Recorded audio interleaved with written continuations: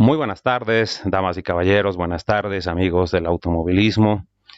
Bienvenidos una vez más a esto que hemos denominado charlas de automovilismo. El día de hoy en horario de la tarde, para poder llegar a un poco más de público, de gente, de amigos que les gusta esto, que tal vez por estas cosas de la cuarentena, entre sábado y domingo están en casa, no están sabiendo qué hacer y hemos decidido ahora dedicarle un espacio a un poco lo que es el karting, un poco lo que es no solamente el automovilismo como tal, como lo hemos estado haciendo hasta ahora, y para lo cual ahora tenemos un invitado muy especial, un piloto actual de karting, piloto de automovilismo que ha llevado la bandera boliviana por algunos países, en Estados Unidos, en lo que es Fórmula Uno, y ahora se dedica al coaching deportivo. Estamos hablando de Pedro Pablo Calvimonte. Pedro, muy buenas tardes. No sé cómo quieres que te llames, si te digo Pedro Pablo, o cómo quieres que te llame. Bienvenido a este espacio de charlas del automovilismo. Hola Gary, un gusto estar aquí contigo en esta tarde. Me puedes decir Peter, la verdad que todos me dicen Peter desde que soy niño, es un nombre muy largo. Y bueno, no, como te digo, realmente un gusto estar aquí contigo, felicitarte por la iniciativa, agradecerte también porque a todos los amantes de este deporte nos mantiene ocupados, nos mantiene atentos a seguir hablando de lo que más nos gusta. Gracias pues, Peter. Entonces, gracias por la confianza, por confiar en nosotros, por permitirnos hacer esto un poquito. Quisiera empezar esta charla y que tú me orientes a qué es lo que hace Peter, qué llama Peter o qué se llama en el ambiente deportivo ser un coaching deportivo. Bueno, para contarte un poco a ti y a los que nos están oyendo, mi carrera deportiva empezó a los 12 años en el karting, a los 10 años en el karting, perdón, a los 13 me fui a correr en Europa. Obviamente en Bolivia he hecho campeonatos departamentales, nacionales, en Sudamérica he estado en algunos campeonatos sudamericanos de automovilismo, de karting. Y bueno, luego a mis 13 me fui a Europa para ya empezar con un sueño, ¿no? Que en ese momento era llegar a la Fórmula Uno. Se intentó hacer todo de la mejor manera posible. La verdad que hubieron momentos muy buenos en mi carrera deportiva.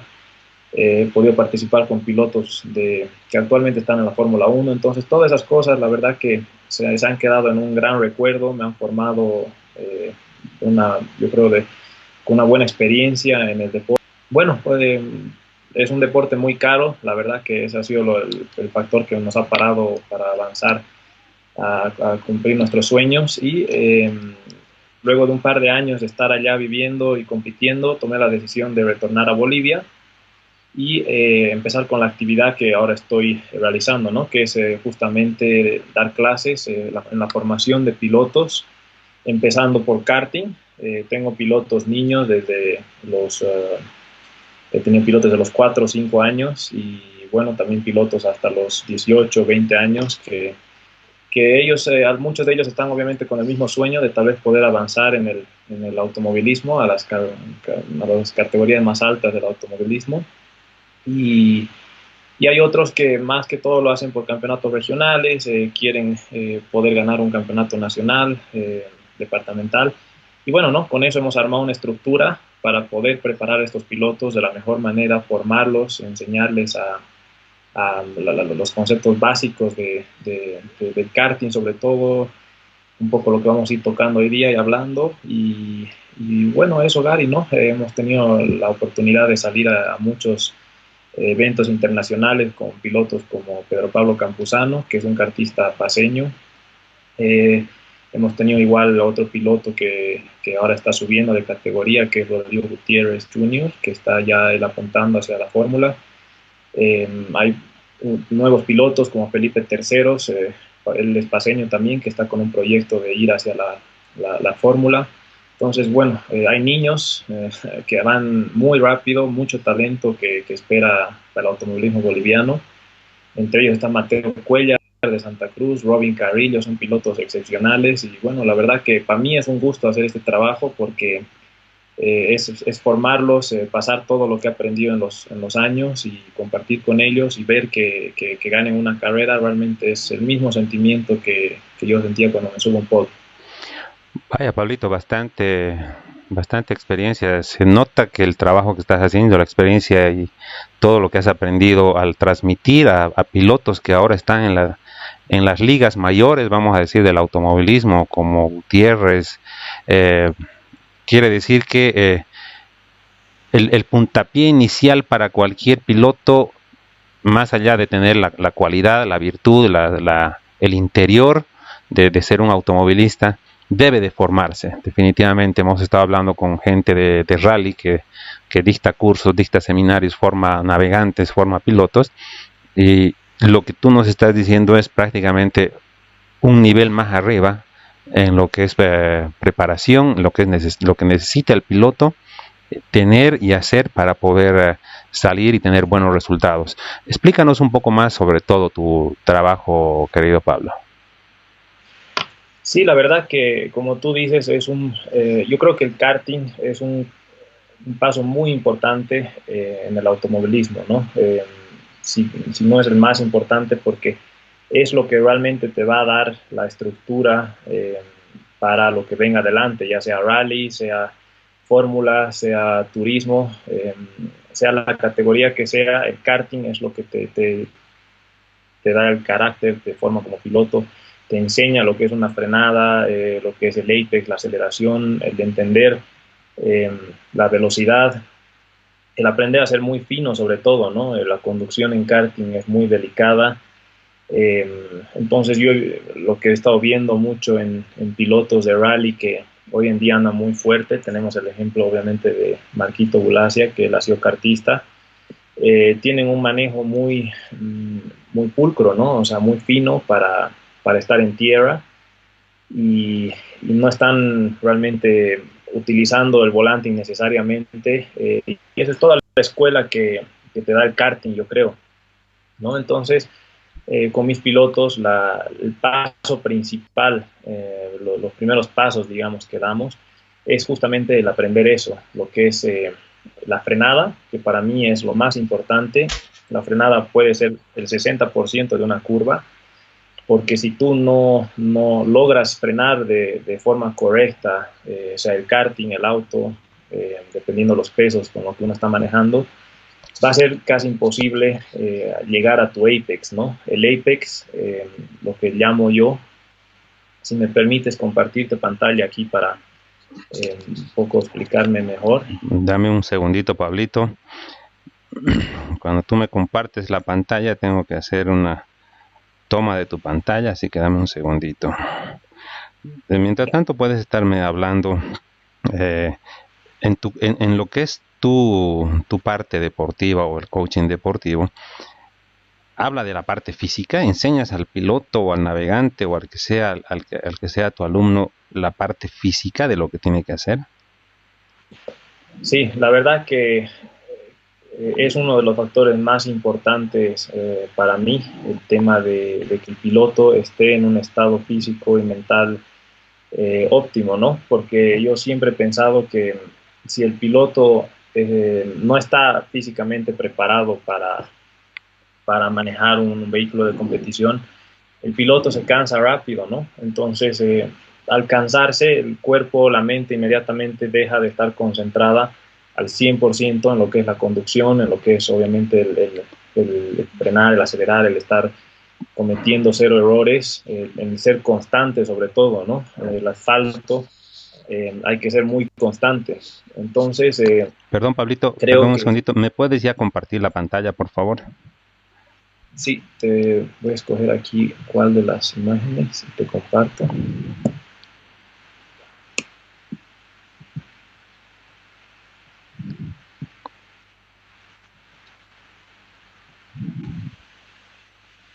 ¿Te aparece mi pantalla?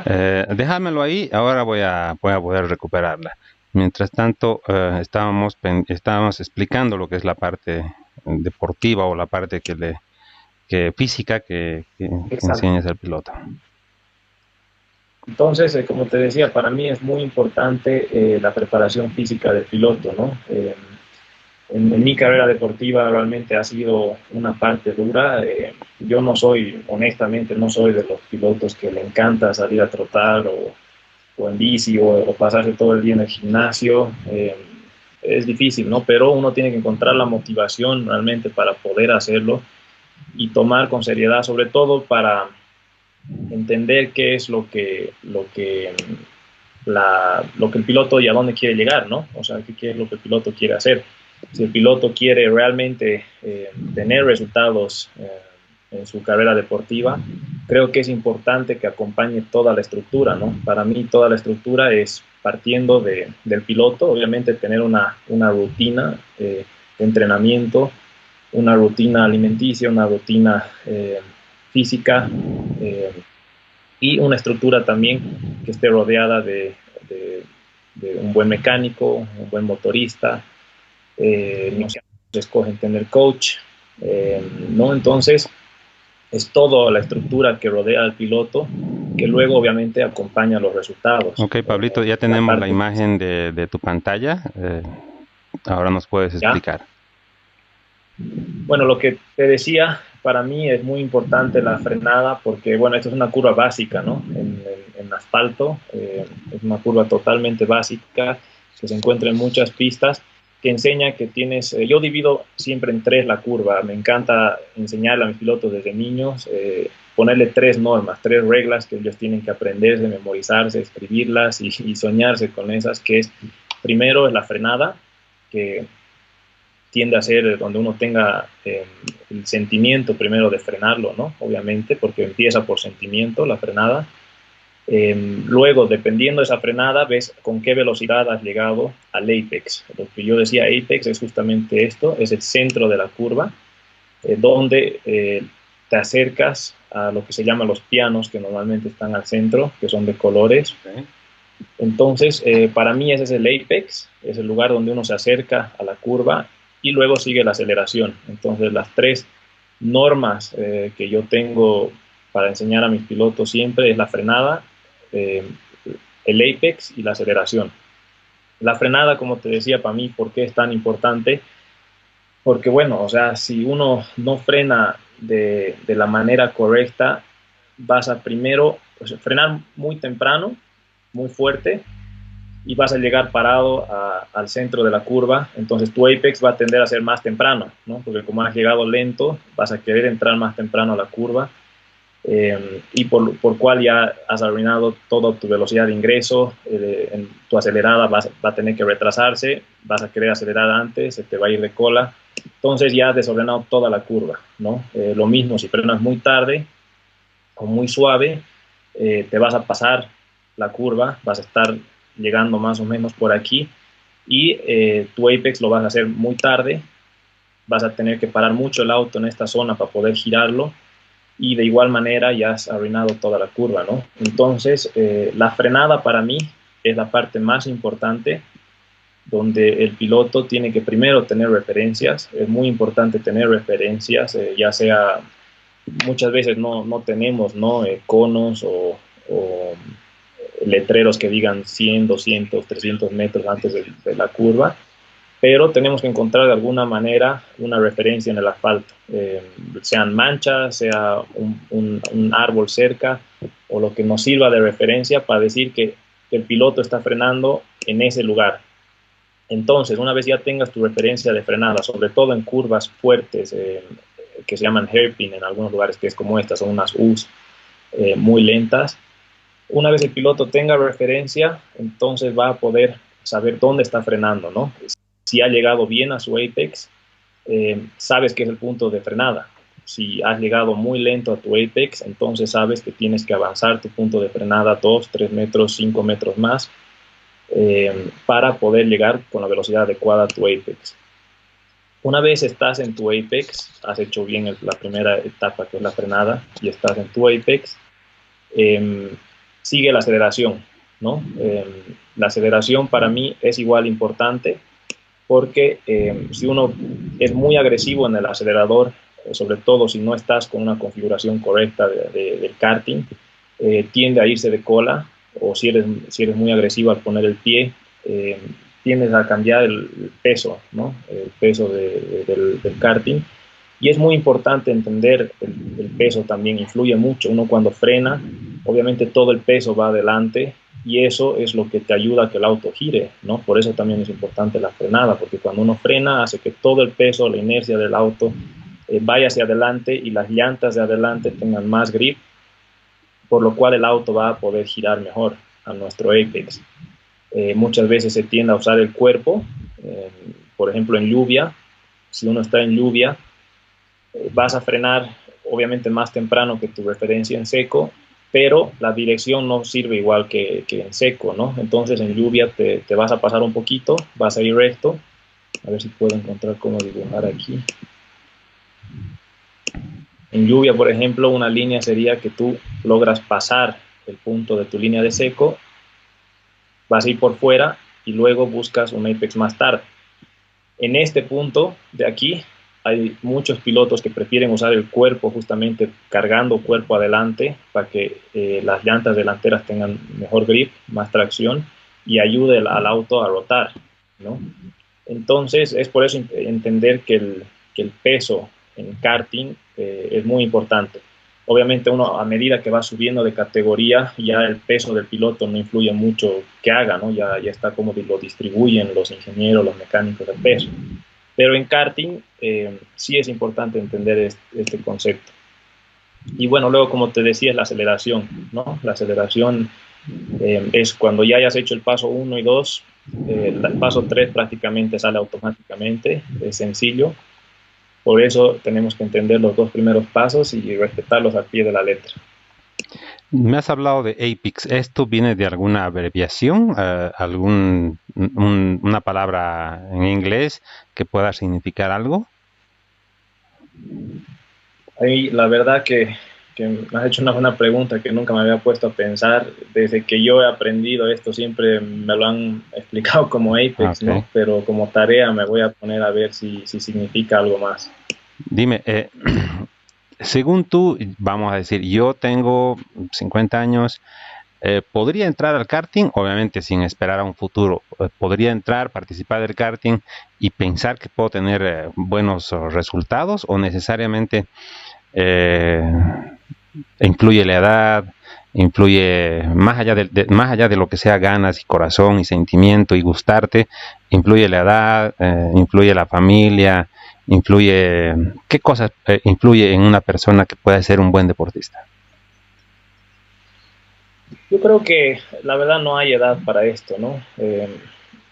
Yo honestamente no me veo haciendo otra cosa el resto de mi vida. Me encantaría hacerlo hasta que no pueda, realmente no tenga las fuerzas para hacerlo, ¿no? Así que yo creo que no hay edad para esto. He visto pilotos, hay categorías en el exterior de karting que son la Master, que son para personas de 40 años para arriba y son pilotos que andan muy fuerte, la verdad, ¿no? Entonces, no hay edad, hay niños ahora que están empezando desde los 3 años a manejar karting, entonces tenemos desde los 3 hasta 60 o más años y como tú dices, no siempre tiene que ser para un nivel profesional o con un objetivo, ¿no? Sino realmente por gusto. Este es un deporte que no solamente es un deporte como cualquier otro, sino que también te enseña a conducir y muchas de estas cosas que uno aprende puede utilizarlas al conducir en la calle, ¿no? Obviamente sin ir rápido, sin exagerar, sin poner en peligro la seguridad. Yo he tenido señores que han venido aquí al cartódromo en La Paz a preguntar sobre pasar cursos para justamente poder conducir mejor o entender mejor las curvas cuando se viaja por carretera, ¿no? Porque, por ejemplo, en Bolivia tenemos muchas curvas en todos nuestros viajes por carretera, entonces hay personas que les interesaría o les interesa aprender justamente esto por un tema de seguridad también, ¿no? Muchas veces los accidentes pasan por no conocer bien estos conceptos de frenar, de acelerar, uno frena cuando no debería frenar o acelera cuando no le toca y eso realmente pone en peligro, ¿no? Bueno, hay gente que ya se está sumando a la transmisión. Un saludo muy especial a Ramón Aguirre de Santa Cruz, que se pone en la transmisión junto a nosotros, y que más tarde tendremos también un tema con él referente al karting. Él nos dice, yo tampoco sabía el significado, pero esto es lo que encontré: apex, punto ideal en una curva por el que se debe pasar el monoplaza. Exacto, gracias Monch. Mira, lo ha puesto, la verdad que es lo más sencillo, ¿no? Para entenderlo, y es exactamente lo que significa. Toda la trayectoria ideal por donde debe pasar el monoplaza. Cualquier cosa más allá de esa, estamos haciendo un apex diferente al ideal. Exacto, exacto, así es. Y bueno, ¿no? O sea, obviamente para muchos pilotos el apex, el apex es diferente. En esta misma curva que estamos viendo, o voy a escoger otra para tener otras opciones, si me da 2 segundos. Por ejemplo.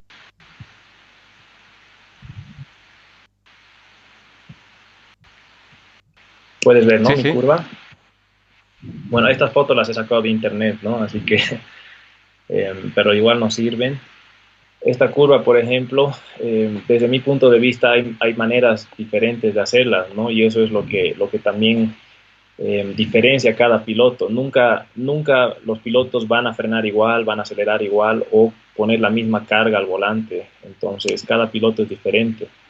Esta curva, por ejemplo, aquí el que ha dibujado esto, por lo entendido, es que él tiene 2 apex, ¿no? Es el primero que está aquí y el segundo a la salida. Pero desde otro punto de vista, tal vez uno podría sacrificar un poco o entrar con más velocidad, si se quiere ver, a la entrada.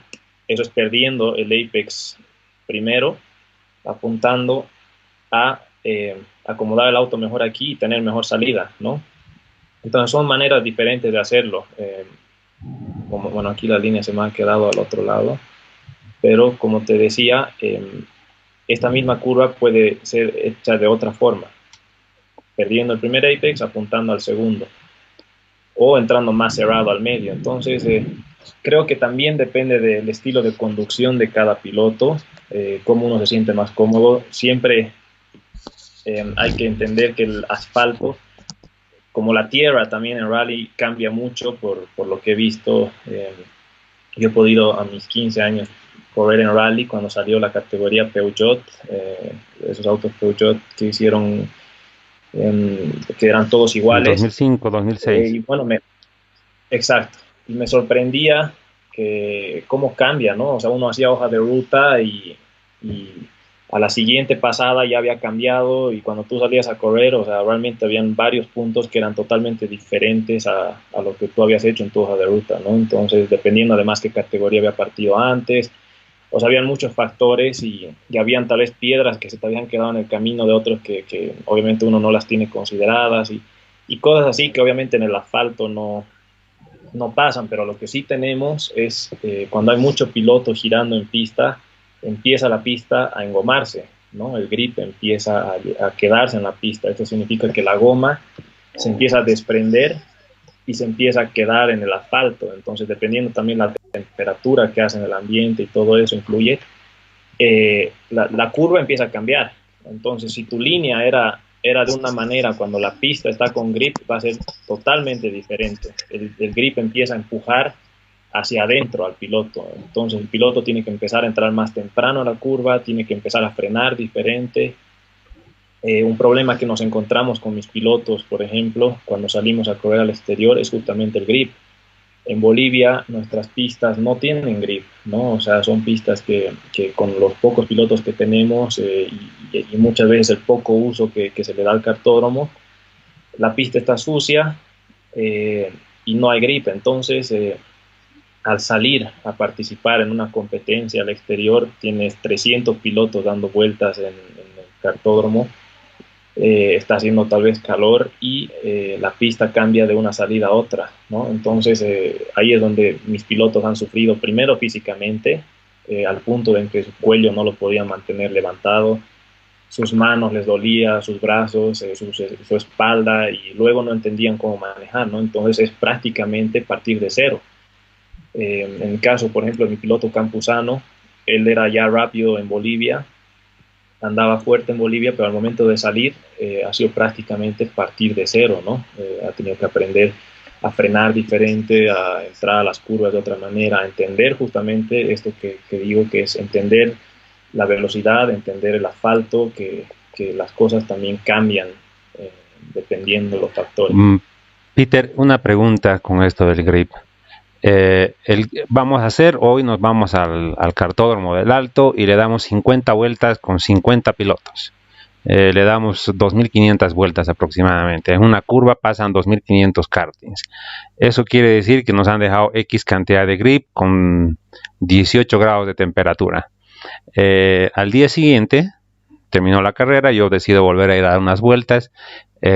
Nuevamente tenemos 18 grados de temperatura. El grip en esta condición varía porque de un día al otro el caucho quedado de la goma se ha quedado en el asfalto. Esto nadie lo ha limpiado, nadie lo ha sacado. Se puede decir que es tal cual se dejó el día de ayer y puedo hacer los mismos tiempos que el día de ayer en la competencia. Bueno, la verdad es que depende de muchos factores, ¿no? El clima, sobre todo, si está así, en la mañana siempre tiende a ser más frío, entonces la goma con frío es como jabón. Lo mismo pasa en lluvia. Cuando llueve y uno está o pasa sobre el grip, es realmente resbaloso, ¿no? Entonces, como te mostraba en el mapa anterior,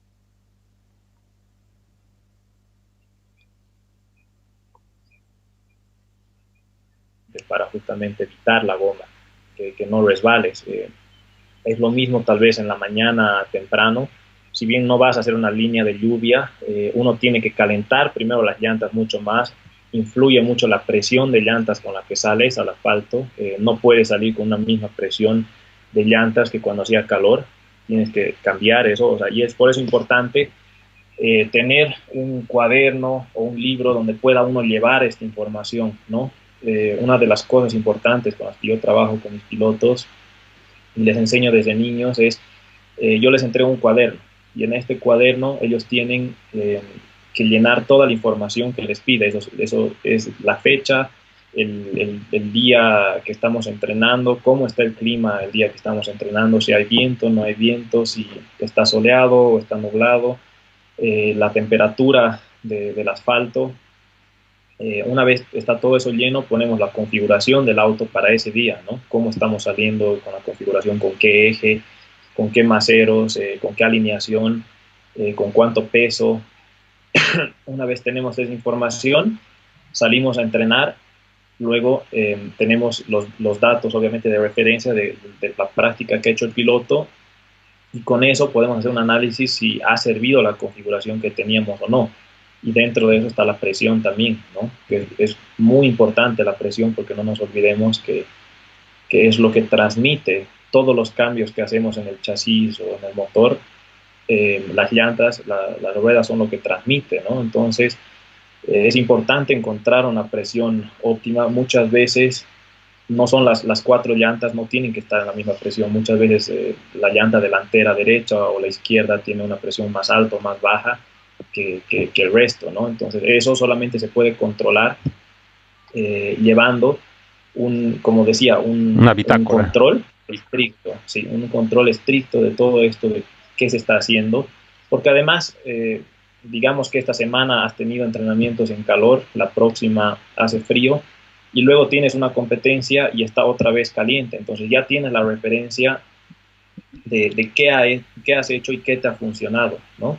Obviamente hay factores ya de que van a haber más pilotos en pista en una competencia, entonces eso cambia el nivel de grip que hay en la pista, y también hay que ir adaptando un poquito a lo que está pasando. Algo que yo veo en el karting boliviano es que muchas veces entrenan, para empezar, el sistema de entrenamiento es equivocado, ¿no? Los pilotos, si la carrera es sábado y domingo, los pilotos van a entrenar el viernes.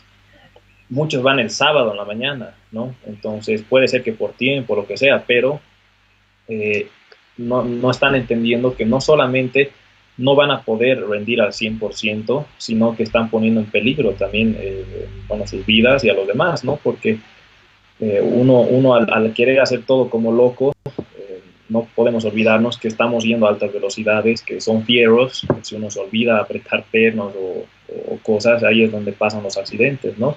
Entonces es importante tener la responsabilidad de ir a entrenar al menos 1 o 2 veces a la semana, tomarse los días necesarios antes de una competencia y justamente hacer todas estas pruebas necesarias para poder participar de manera correcta, ¿no?, en una competencia. Peter, vamos a hablar un poco en karting. ¿Cuántas personas debería de formar un equipo? Ya tenemos al piloto, tenemos al coaching, tenemos a, no sé, 1, 2, 3 mecánicos. Más o menos, ¿cuál es la distribución de tareas? Si quieres un poco previo o si quieres durante el evento. A ver, para eso te voy a explicar un poco cómo trabajan en el exterior y cómo algunos trabajamos en Bolivia. Y de eso yo te voy a decir cuál es lo óptimo y cuál es obviamente la realidad que tenemos dentro de nuestro país, ¿no? En el exterior, como decía, en Europa, por referencia, porque es lo más alto del automovilismo, se trabaja con un mecánico por karting. Este mecánico, su trabajo es tener obviamente el karting limpio, todo configurado, siempre revisando después de cada entrenamiento, competencia, revisando, reajustando, alineando, cosa que es algo muy importante porque el golpe a un piano o lo que sea, siempre se puede mover una milésima la alineación y ya varía.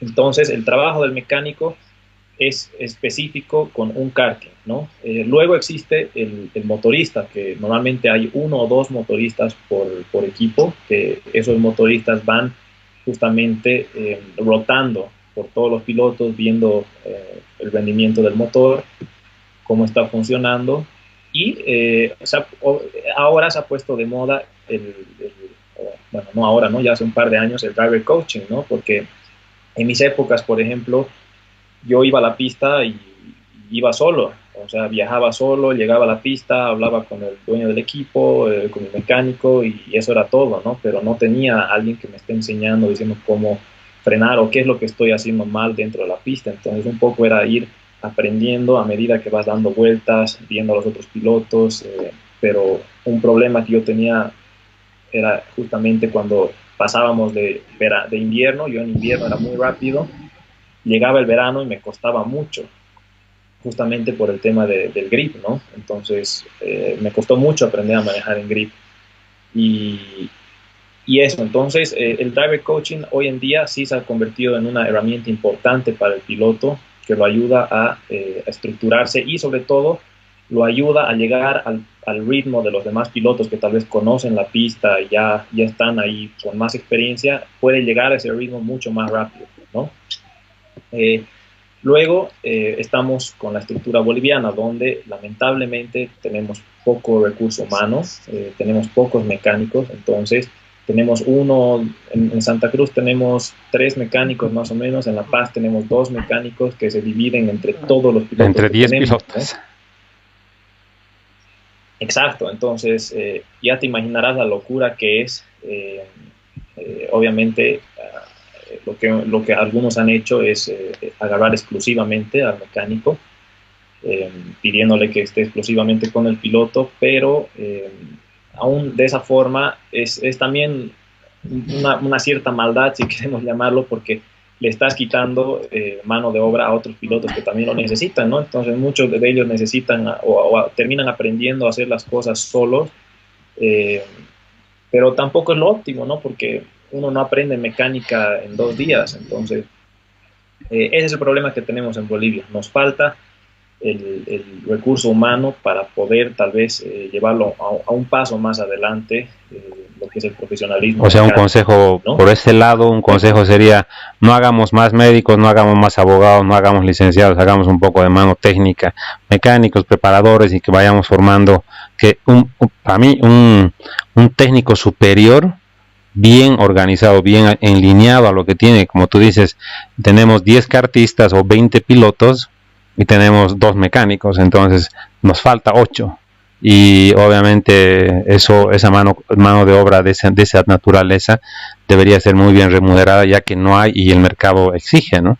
Y esto también es algo que va de la mano, porque sucede en el automovilismo, veo ahora también en el karting, seguramente en otras disciplinas, cuando yo soy el que sabe, yo soy el que dice, el jefe, el mecánico, el dirigente, y como me gusta, yo soy el único que va y le pone, y los deportistas van cumpliendo su ciclo, de pronto ya no les gusta, lo dejan por ahí, viene otro mecánico con ese nuevo deportista, hasta un tiempito, se vuelve a ir y ya no va, y entonces esa es la forma en la que nos movemos en Bolivia, y deberíamos de pensar en conjunto, como los dirigentes peleamos porque haya más pilotos, deberían los pilotos o los mecánicos o los mismos dirigentes ver la forma de que también se organice o seminarios o cursos de lo que es mecánica, ¿verdad?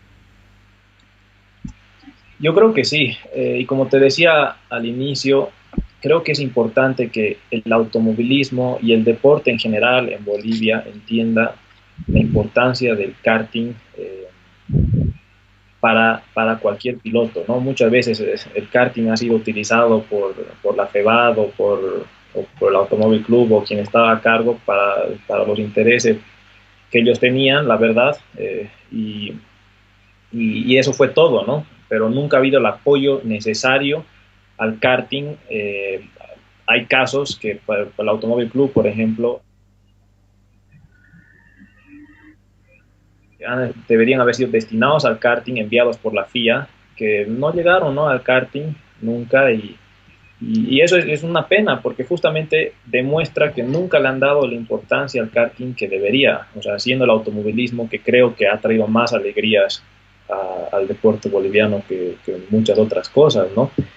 Entonces, tenemos pilotos excelentes en Bolivia, han salido y han representado al país, eh, como se diría, para sacarse el sombrero, y realmente necesita más apoyo el karting, necesita más apoyo en los circuitos, las estructuras, y dentro de eso obviamente está la mano de obra, ¿no? Necesitamos más mecánicos, entonces creo que llega un momento en el que tenemos que encontrar la manera de los participantes en el karting de poder fomentar a los mecánicos. La verdad que los mecánicos es un buen trabajo, ¿no? Porque bueno, primero que viajan mucho, eso a quien no le gusta, viajar dentro de Bolivia, conocer otros lugares. En el karting se viaja bastante por los campeonatos nacionales, entrenamientos, y luego también es bien pagado, ¿no? Es una posición bien pagada porque se está todo el día en la pista. La verdad que en karting estamos a veces llegando a la pista a las 6:30 de la mañana, 7, y nos estamos yendo a las 8 de la noche, ¿no?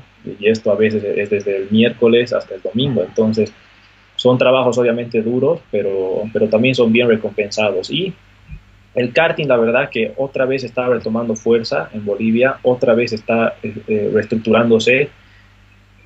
Creo que este año con el apoyo de la FEBAT, porque obviamente ahora Orlando Cariaga a la cabeza, ha apoyado mucho más al karting, y eso es bueno, ¿no? La verdad que nos trae esperanzas a que tal vez en el futuro ya va a ser tomado en serio el karting.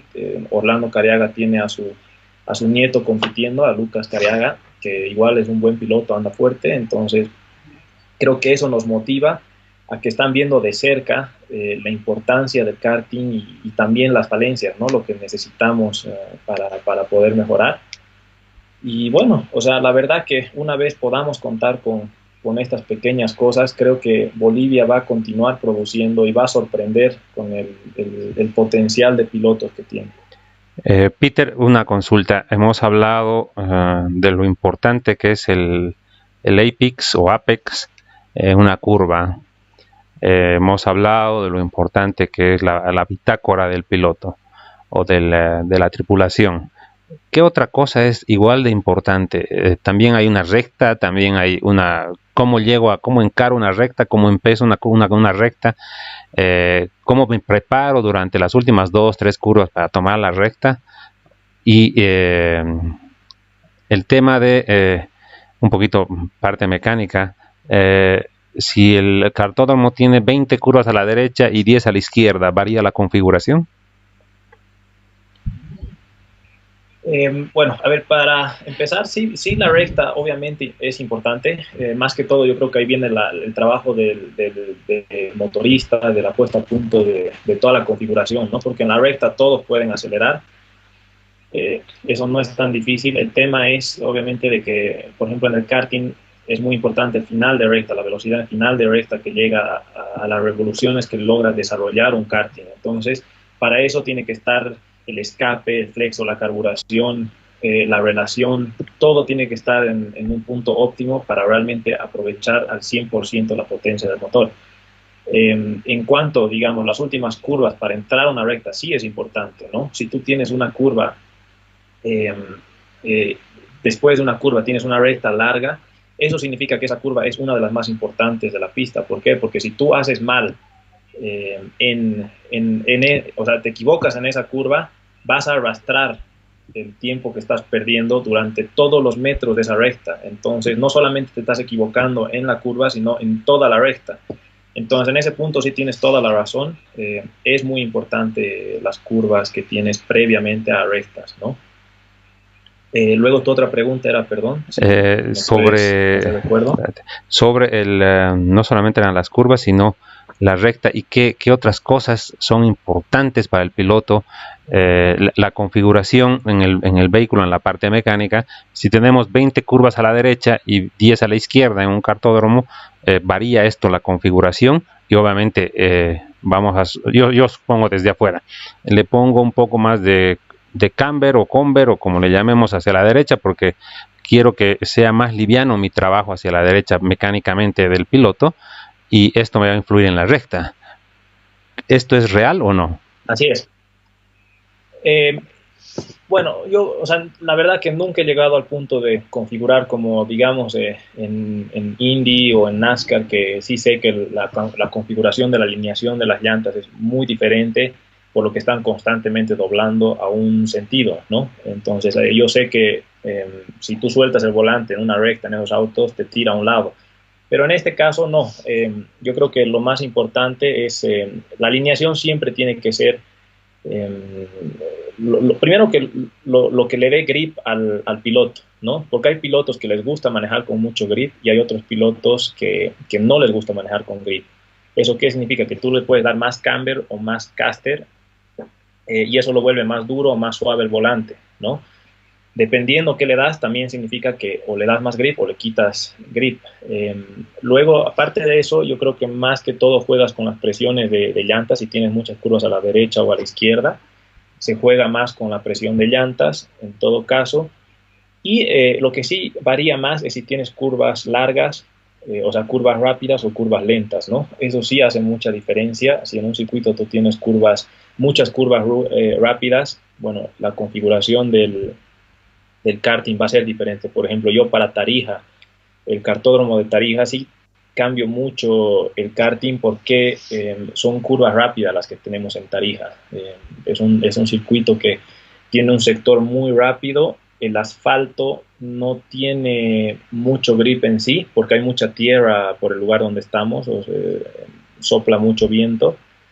Entonces me gusta configurarlo muy diferente. Y en Cochabamba, por ejemplo, donde tú estás, de igual manera lo configuro de otra forma, ¿no? Porque sí tienes curvas que son más cerradas, son curvas donde frenas bastante para buscar una buena salida, entonces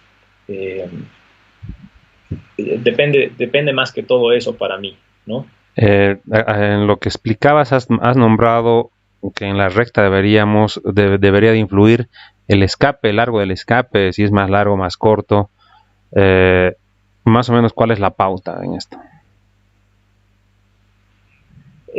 Bueno, si uno está buscando más final o está buscando más baja, ¿no? Ahí es donde varía la medida del escape y también el escape, porque hay escapes diferentes. Nosotros a veces hemos encontrado medio segundo de diferencia con un escape y con otro, ¿no? Dependiendo obviamente en La Paz o en Santa Cruz. Lo extraño también es que muchas veces hemos tenido equipo preparado, escapes preparados o carburadores o algunas cosas así, y en La Paz no han andado, por ejemplo, no por la altura, por temas, factores así, no han funcionado. Y sí, cuando hemos ido a Santa Cruz, han hecho mucha diferencia. Entonces, realmente es una ciencia, ¿no? Es una ciencia esto del automovilismo, y es por eso que es importante probar, entrenar. Uno no puede saber estas cosas si no está entrenando, no está probando y no está justamente anotando estas diferencias. O sea, aún por curiosidad o por no saber qué hacer algunos días de entrenamiento, es donde el piloto tiene que empezar a probar cosas, ¿no? Es decir, bueno, hoy día, a ver, he manejado mi karting de esta forma toda mi vida, entonces anota cuál es la configuración con la que he manejado siempre. Y empieza a probar, voy a probar otro escape, voy a probar otro carburador, voy a probar otra relación. Primero enfocarse, hay que dividir las dos cosas. Una cosa es el chasis. El chasis obviamente es lo que te da el grip o te quita el grip en la pista. Y otra cosa es el motor, ¿no? El motor lo que te empuja, te da la potencia. Entonces son esas dos cosas que hay que separarlas y trabajar por separado también. Uno tiene que primero trabajar en el chasis y estar cómodo con el chasis, y luego pasar al motor y buscar la potencia que estás buscando o lo que te está haciendo falta en el motor. A ver, vamos a decir que para esto yo debería de tener un motor en condición estándar que me rinda más o menos en recta y me rinda más o menos en curva, que no sea un motor que me rinda 100% en la recta ni 100% en la curva, para que de acuerdo a eso yo parta de ese motor intermedio y empiece a setear un chasis. Mira, lo que nosotros hacemos, por ejemplo, es, creo que me quedé ahí, no terminé de decirte cuál es lo óptimo, digamos, dentro del karting, ¿no? Tener una estructura óptima. Creo que para eso hay que tener dos chasis. Tener dos chasis, ¿por qué? Porque obviamente al entrenar se gastan mucho los chasis, son fierros, se doblan, la potencia que tiene un karting es fuerte, entonces tuerce mucho el chasis. Entonces, uno para entrenamientos, uno para carreras. Es importante, sobre todo, tener 2 o 3 motores, ¿no? ¿Por qué? Porque tienes un motor que es tu oficial de competencia. Tu motor oficial de competencia no debería ser tocado más que para la carrera, ¿no? Es un motor que lo testeas, sabes cuáles son las carburaciones óptimas, sabes cuál es el setup perfecto en cuanto a escape, relación, y ese motor lo dejas para el final, y aún el carburador, o sea, el carburador es el corazón del motor, es muy importante, ¿no? Entonces, toda esa configuración la tienes separada, y aparte de eso tienes tu motor de entrenamiento, que es el que le puedes dar duro, puedes dar 1000 vueltas si quieres, y es con la que vas a probar el chasis. Vas a ver qué está bien, qué está mal, vas a aprenderte la pista, vas a trabajar en tu manejo. Ese motor es el que puedes cansarlo, puedes gastar, pero una vez ya tienes todo en orden, por ejemplo, ¿cuál es la estructura que yo tengo? A mí me gusta llegar temprano a un nacional, no me gusta llegar viernes para probar todo como loco, ¿no? Entonces, si el nacional es sábado y domingo, a mí me gusta estar el martes o miércoles en la ciudad. Si llego martes, el martes se arma con calma toda la estructura, se pone en configuración más o menos lo que yo creo que va a funcionar, y el miércoles se prueba. El miércoles se prueba la configuración que he visto más o menos adecuada a la pista en cuanto a chasis, y se empieza con un motor de entrenamiento, de prueba. Entonces, una vez que el piloto está contento más o menos con el chasis, empiezo también a probar carburadores, pruebo diferentes relaciones y así, ¿no? Para buscar un mejor rendimiento. Ahora, un punto importante es que todas estas pruebas yo las controlo de 2 maneras. Las controlo, uno, con el video on board, que para mí es muy importante. Trabajo con todos mis pilotos con video on board para ver justamente qué están haciendo, ¿no? Porque muchas veces el piloto te dice, sí, pero es que estoy frenando más tarde. Pero bueno, no, o sea, yo estoy viendo en su video que está frenando en la misma referencia que tenía antes, o no está entrando a su apex, o también veo a veces que el piloto no detecta problemas en el auto, como que tiene su viraje o sobreviraje, y el piloto no está detectando estas cosas. Entonces yo en el video lo veo y le enseño al piloto que obviamente ese comportamiento del auto no está bien. Y luego otro factor importante que se ha sumado hoy en día con la tecnología, que antes no había en el karting, es la telemetría, ¿no? Hoy en día trabajamos con telemetría en el karting, que esto solamente lo hacíamos en fórmulas, en las categorías más avanzadas, pero hoy en día también está en el karting. Y el valor que añade esto es realmente muy importante, ¿no? La telemetría ha llevado, yo creo, el karting a otro nivel de profesionalismo. En la telemetría se puede trabajar con el piloto sus frenadas, dónde está frenando, dónde está acelerando, se puede ver la fuerza G, o sea, eso significa cuánta carga le pone al volante al momento de girar. Realmente hay un millón de cosas que se puede ver y al mismo tiempo se puede comparar con otros pilotos, ¿no? Si tú tienes telemetría de otro piloto que ha hecho tal vez mejor tiempo, se puede comparar la línea que está usando el piloto en la pista, dónde está frenando y qué está haciendo mal. Entonces, todos estos puntos son tan importantes considerarlos. Obviamente, si estamos hablando del panorama óptimo, ¿no? Entonces, una vez que ya has probado todas estas cosas, ya has analizado tu telemetría, has anotado en tu cuaderno, ya tienes una figura clara de más o menos, igual un poco viendo cuál va a ser el clima, cuáles van a ser las condiciones de carrera, es donde tú el viernes pones ya tu equipo oficial. Tu equipo oficial significa tu motor de competencia, pones tu configuración de chasis y sales con llantas nuevas, ¿no?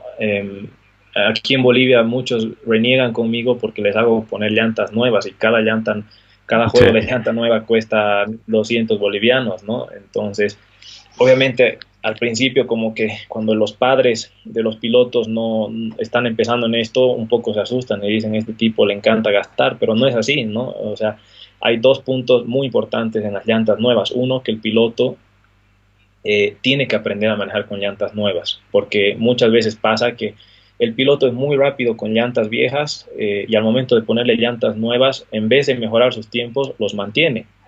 Y eso jamás debería pasar, ¿no? O sea, con llantas nuevas uno puede mejorar.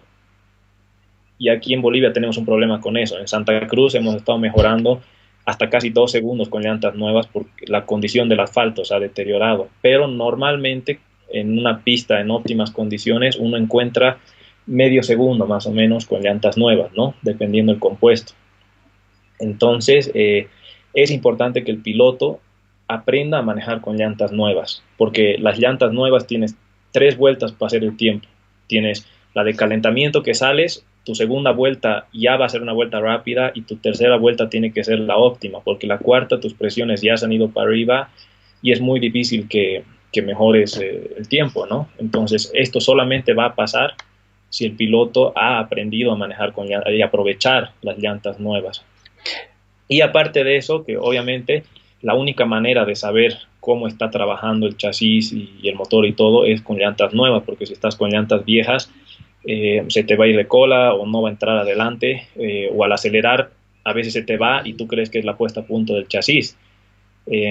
Sin embargo, es que está sin llantas, el motor tiene mucha potencia y simplemente está repartiendo la fuerza hacia un lado en vez de hacia el frente, ¿no? Entonces eso, pones llantas y resulta que sí estabas con una configuración correcta, pero las llantas te han mandado por otro camino. Entonces es un punto importante a considerar y es algo que tenemos que trabajar en Bolivia para intentar acercarnos más hacia ese lado, yo creo, de poder tomarse el tiempo necesario para llegar a la pista, de probar todas estas cosas, de gastar en llantas nuevas y luego finalmente ver los resultados, ¿no? Porque yo eso estoy 100% seguro que los resultados son totalmente diferentes. Peter, casi llegando a la recta final de esta entrevista, acabas de nombrar telemetría. Yo veo en la Fórmula 1 y dicen los datos de la telemetría, entonces yo supongo que por ese lado es una computadora on board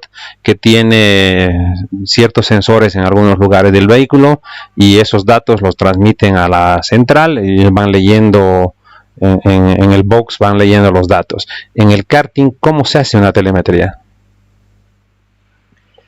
Bueno, en el karting la telemetría la hago yo. En mi caso, el piloto llega, yo tengo mi computadora, descargo la información del Microm. En este caso muchos utilizamos la marca Microm. Una vez descarga toda la información a mi computadora, yo entro y empiezo a analizar toda la información. Ahora, lo que normalmente yo hago es yo me subo al karting del piloto en algún momento de los días de entrenamiento y hago una vuelta de referencia. Entonces tengo mi referencia en telemetría y la comparo con la del piloto.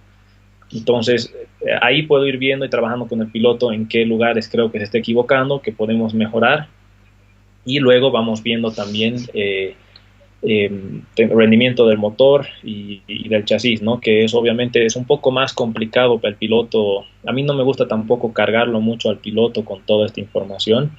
Creo que a veces se comete el error de querer darle mucha información al piloto en cuanto a qué tiene que hacer, y sale a la pista y al final no hace nada, ¿no? O sea, cuando el piloto tiene mucho en su cabeza de qué tiene que hacer, cambiar la frenada, frenar más tarde, entrar más tarde una curva, la otra entrar más temprano, o sea, al final sale el piloto y ya no sabe qué está haciendo, y en vez de mejorar empeora. Entonces yo creo que siempre es importante ir paso a paso, o sea, enfocarse en cuáles son los lugares donde uno está perdiendo más, qué sector es donde un piloto está perdiendo más. Una vez corrijas ese sector, pasar al siguiente, ¿no? Y todo eso es lo que puedo yo trabajar viendo justamente la telemetría con algunos sensores limitados, porque cada vez lo llevan más allá esto de la telemetría, y hoy en día puedes tener sensores en el acelerador, en el freno y en el volante, pero todavía no está permitido en competencia. O sea, si bien puedes entrenar con estos sensores para profundizar, digamos, mucho más el trabajo, en competencia no los puedes utilizar, ¿no? Y en algunos lugares ya lo han vuelto hasta ilegal, porque la verdad que es demasiado para el karting, ¿no? O sea, es mucha información que lo lleva a otro nivel el karting. Peter, me imagino acabas de nombrar un sistema de medición de telemetría, Micron. El Micron debe ser un sistema de posicionamiento que te dibuja el mapa, que te dibuja las curvas, que te da la gravedad, la velocidad, el momento que pisó el freno, y de acuerdo a eso tú haces la estructura de la medición propiamente dicha, porque el Micron te va a botar, si quieres, números medio fríos o solamente números, y el analizar es el que hace el hecho de analizar es la telemetría. Y esa telemetría, pues lamentablemente, como tú dices, no le podemos decir al piloto: eres el mecánico, eres el piloto, ahora cambias la llanta, ahora se renueva la bujía, y encima tienes que sentarte a correr y analizar los datos cuando termines para saber dónde la estás arruinando. Exacto. Ese es el problema, ¿no? Muchas veces el piloto está cargado con tanta información, tanto trabajo, que hasta sube cansado al auto, ¿no? Y no debería ser así. Yo creo que el piloto es la parte más importante del equipo. O sea, el piloto es el que lleva la orquesta, ¿no? Sea en el deporte que sea. No deporte, perdón, sino en la categoría que sea. Yo creo que si el piloto no está sabiendo manejar a su estructura, a su mecánico, a su coach, aún a los familiares muchas veces que se meten, lamentablemente es un problema que tenemos siempre en todo el mundo. Los padres, la familia siempre se mete, con el calor del momento, de las competencias, a veces se exalta, y todos estos factores tienen que ser manejados por el piloto, ¿no? Él tiene que llevar su orquesta, tiene que aprender a manejar a todo su equipo de una manera que él salga beneficiado, ¿no? Que pueda subirse al vehículo y pueda rendir al 110%, porque al final todos gastan, ¿no? Es un deporte que de una manera u otra vas a gastar, es un deporte caro. Entonces si uno lo va a hacer, o sea, yo creo que es mejor hacerlo de la manera más cerca a lo óptimo posible que hacerlo a medias, ¿no? Se acaba de sumar a la charla, bueno, a la charla desde su domicilio, un amigo también, Dani Uria, quien nos dice: Peter, bien por Peter, un gran aporte para el karting, saludos. Me parece que mucha gente, bueno, hemos publicado la entrevista el día de ayer. Me parece que mucha gente quisiera tenerla, quisiera verla. Obviamente va a estar en internet para poderla ver cualquier momento, pero creo que quedan muchas cosas por analizar, por ver, porque nos cuente un poco más Pedro Pablo Calvimonte, nos cuente un poco más de lo que es esto. Y obviamente estamos ahí en el pie de tu pantalla, Pedro Pablo Calvimonte, así te encontramos en las redes sociales. cómo la gente que ha escuchado y quiere dar un paso profesional en el kartismo, en el automovilismo, en cualquier deporte en general, porque Pedro Pablo nos dejó bien claro que no solamente es un preparador o un coaching de karting, sino también es un coaching en general deportivo en todas las ramas. ¿Cómo lo ubicamos a Pedro Pablo Calvimonte? Bueno, los que realmente estén interesados en poder mejorar o trabajar en el karting o en otras categorías, pueden buscarme en Facebook. Estamos como PPC Karting o como Pedro Pablo Calvimonte, ¿no? Como está ahí escrito, con B larga y sin S. Y bueno, se pueden poner en contacto conmigo y con todo gusto voy a ayudarlos. Que no se olviden que la verdad yo amo este deporte, no me veo haciendo otra cosa, así que con todo el gusto me voy a poder sentar y hablar de cualquier duda que tenga. Bueno, este es vamos a hacer que hace 6 semanas aproximadamente, una noche de locura que no sabía qué hacer en la cuarentena que estábamos, se me ocurre empezar a hacer una locura de estas.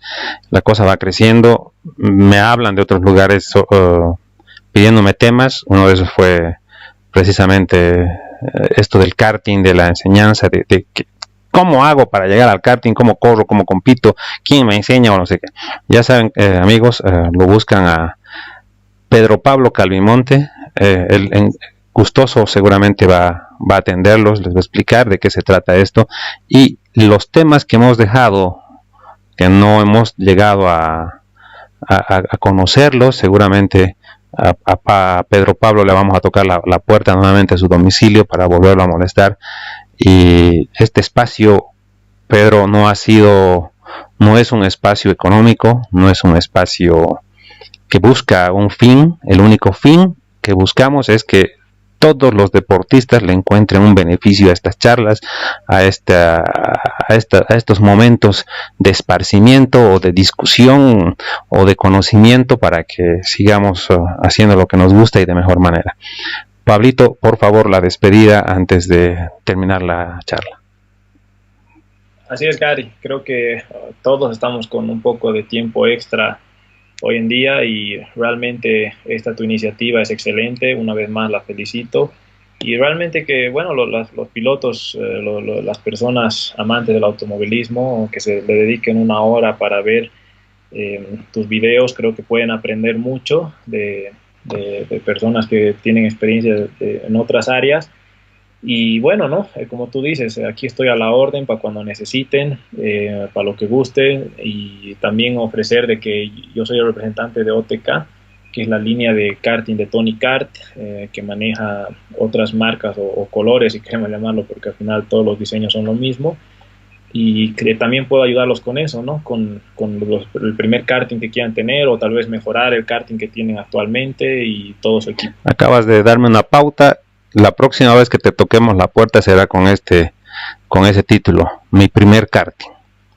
Esperemos que nos puedas asesorar bastante.